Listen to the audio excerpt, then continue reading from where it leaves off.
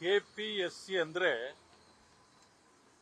ವಿದ್ಯಾರ್ಥಿಗಳ ಭವಿಷ್ಯವನ್ನ ರೂಪಿಸುವ ಸಂಸ್ಥೆ. ಅಂದ್ರೆ ವಿದ್ಯಾರ್ಥಿಗಳ ಭವಿಷ್ಯವನ್ನು ರೂಪಿಸ್ತಾ ಇಲ್ವಾ? ಅದು ರೂಪಿಸ್ತದೆ. ಇದೇ ಅಭ್ಯರ್ಥಿಗಳು ಹೇಳುವ ರೀತಿಯಲ್ಲಿ ದಡ್ಡರನ್ನ ಬುದ್ಧಿವಂತರನ್ನಾಗಿ ಮಾಡುವ, ಬುದ್ಧಿವಂತರನ್ನ ದಡ್ಡರಾಗಿ ಮಾಡುವ ಸಂಸ್ಥೆ ಯಾವುದಾದ್ರೂ ಕರ್ನಾಟಕದಲ್ಲಿದ್ರೆ ಅದು ಕೆಪಿಎಸ್ಸಿ ಅಂತ ಈಗಾಗಲೇ ಸುದ್ದಿಯಾಗಿದೆ. ಇದು ಒಂದು ಬಾರಿ ಸುದ್ದಿ ಅಲ್ಲ. ಕೆಪಿಎಸ್ಸಿ ಪದೇ ಪದೇ ಸುದ್ದಿ ಆಗುತ್ತೆ. ಯಾವುದಕ್ಕೆ ಸುದ್ದಿ ಆಗುತ್ತಂದ್ರೆ ಒಳ್ಳೆ ಕಾರಣಗಳಿಗೆ ಯಾವತ್ತೂ ಸುದ್ದಿ ಆಗಿಲ್ಲ. ತಪ್ಪು ಕಾರಣಗಳಿಗೆ, ಆಮೇಲೆ ಕರಪ್ಷನ್ಗೆ, ಅನ್ಯಾಯಕ್ಕೆ ಕೆಪಿಎಸ್ಸಿ ಸುದ್ದಿ ಆಗ್ತಾ ಇರುತ್ತೆ. ಈಗ 400 ವೆಟರ್ನರಿ ಡಾಕ್ಟರ್ಗಳನ್ನ ತೆಗೆದುಕೊಳ್ಳುವಾಗ ಪರೀಕ್ಷೆ ಮಾಡಿದ್ದೀರಿ.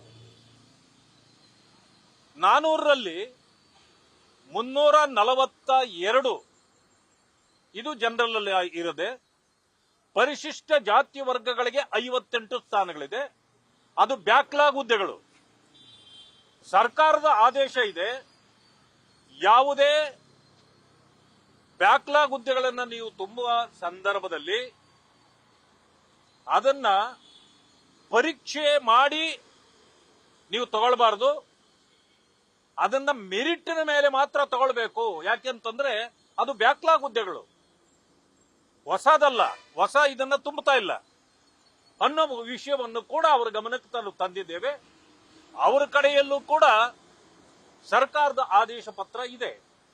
ಈಗಿದ್ರೂ ಕೂಡ ಇವರ ಮನಸ್ಸೋ ಇಚ್ಛೆ ಕೆಪಿಎಸ್ಸಿಯಲ್ಲಿ ಈ ರೀತಿ ತೀರ್ಮಾನಗಳನ್ನು ತೆಗೆದುಕೊಂಡಿದ್ದಾರೆ. ಇದು ನಾವು ಪ್ರಶ್ನಿಸಲಾಗಿ ಮಾನ್ಯ ಅಶೋಕ್ ಅವರು, ಮಾನ್ಯ ಸುರೇಶ್ ಅವರು, ನಾವು ಪ್ರಶ್ನಿಸಲಾಗಿ ಅಧಿಕಾರಿಗಳಿಗೆ ಬಹಳ ಮುಜುಗರ ಆಗಿದೆ. ಅವರೇ ಹೇಳ್ತಾರೆ, ನಾವಿಲ್ಲಿ ಯಾಕೆ ಬಂದು ಅನಿಸ್ತುತ್ತೆ ನಮಗೆ, ಇದು ಥ್ಯಾಂಕ್ಲೆಸ್ ಜಾಬ್ ಇದೆ ನಮಗಿಲ್ಲಿ. ಯಾಕೆಂದ್ರೆ ನಾವು ಏನೇ ಮಾಡಿದ್ರು ತಪ್ಪು ನಮ್ಮ ಮೇಲೆ ಬರ್ತಾನೆ ಇರುತ್ತೆ. ಯಾರೋ ಒಬ್ಬರು ತಪ್ಪು ಮಾಡಿದ್ರು ಕೂಡ ನಮ್ಮ ಮೇಲೆ ಬರುತ್ತೆ. ಆದ್ರಿಂದ ಇದು ಎಲ್ಲವೂ ಕೂಡ ಶೀಘ್ರ ಇತ್ಯರ್ಥ ಆಗಬೇಕು. ನಮ್ಮ ಮೇಲೆ ಕವಿದಿರ್ತಕ್ಕಂಥ ಈ ಕಪ್ಪು ವಾತಾವರಣ ತಿಳಿಯಾಗಬೇಕು ಅಂತ ಈಗ ಭಾರತದಾದ್ಯಂತ ಈ ರೀತಿಯ ಪರಿಸ್ಥಿತಿಗಳನ್ನು ಎದುರಿಸ್ತಾ ಇದ್ದೇವೆ. ಪಂಜಾಬ್ನಲ್ಲಿ ಈಗಾಗಲೇ ಪ್ರಾರಂಭ ಆಗಿದೆ. ಅಲ್ಲಿ ಕೂಡ ಈ ರೀತಿಯ ಪರಿಸ್ಥಿತಿ ಉದ್ಭವ ಆಗಿ ಈಗ ಹೋರಾಟಗಳಲ್ಲಿ ಪ್ರಾರಂಭ ಆಗಿದೆ. ಅಂದ್ರೆ ಯುವ ಜನರಿಗೆ ಒಂದು ಭಾವನೆ ಬಂದಿದೆ, ಇನ್ನು ಮೇಲೆ ನಾವು ಸುಮ್ಮನೆ ಕುಳಿತರೆ ನಡೆಯೋದಿಲ್ಲ, ಸುಮ್ಮನೆ ಕೂಡಬಾರದು, ನಮ್ಮ ಹೋರಾಟವನ್ನ ಇನ್ನು ನಾವು ತ್ವರಿತಗತಿಯಲ್ಲಿ ನಾವು ಇನ್ನು ಹೋರಾಟಗಳನ್ನ ಪ್ರಾರಂಭ ಮಾಡಬೇಕು ಅಂತ.